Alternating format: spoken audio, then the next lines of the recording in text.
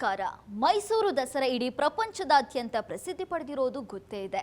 ಪ್ರತಿ ವರ್ಷ ದಸರಾವನ್ನ 10 ದಿನ ಆಚರಣೆ ಮಾಡ್ಕೊಂಡು ಬರಲಾಗ್ತಾ ಇತ್ತು.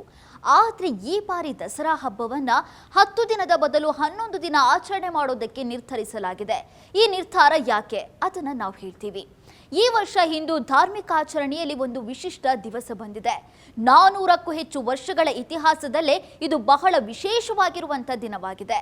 1410ರ ಮೈಸೂರು ಸಂಸ್ಥಾನದ ಆಳ್ವಿಕೆ ಕಾಲದಿಂದಲೂ ಕೂಡ ದಸರಾ ಮಹೋತ್ಸವವನ್ನ ಆಚರಣೆ ಮಾಡಲಾಗ್ತಾ ಇದೆ.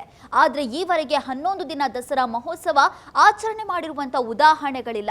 ದಸರಾ ಅಂದ್ರೇನೆ ದಶ ಪ್ಲಸ್ ಹರ ಅಂತ, ಅಂದ್ರೆ 10 ದಿನಗಳ ಕಾಲ ಆಚರಣೆ ಮಾಡೋದು ಅಂತ ಅರ್ಥ. ಈ ಬಾರಿ ಸೆಪ್ಟೆಂಬರ್ 22ರಿಂದ ಅಕ್ಟೋಬರ್ 2ರವರೆಗೆ ಆಚರಣೆ ಮಾಡೋದಕ್ಕೆ ತೀರ್ಮಾನಿಸಲಾಗಿದ್ದು, ಸೆಪ್ಟೆಂಬರ್ 26 ಮತ್ತು 27ರಂದು 2 ದಿನ ಪಂಚಮಿ ಬಂದಿರೋದ್ರಿಂದ ಆಚರಣೆ ಮಾಡೋದಕ್ಕೆ ನಿರ್ಧಾರ ಮಾಡಲಾಗಿದೆ. ಹಿರಿಯರು ಎಲ್ಲವೂ ಕೂಡ ಹೆಚ್ಚಾಗ್ಲಿ ಅಂತ ಹೇಳ್ತಾರೆ. ಅದರಂತೆ 1 ದಿನ ಹೆಚ್ಚು ನವರಾತ್ರಿ ಆಚರಿಸಿದ್ರೆ ಒಳ್ಳೇದೇ ಆಗುತ್ತೆ ಅಂತ ಶೆಲ್ವಾಯ್ ಪಿಳ್ಳೈ ಅಯ್ಯಂಗಾರ್ ಅವರು ಅಭಿಪ್ರಾಯವನ್ನ ತಿಳಿಸಿದ್ದಾರೆ.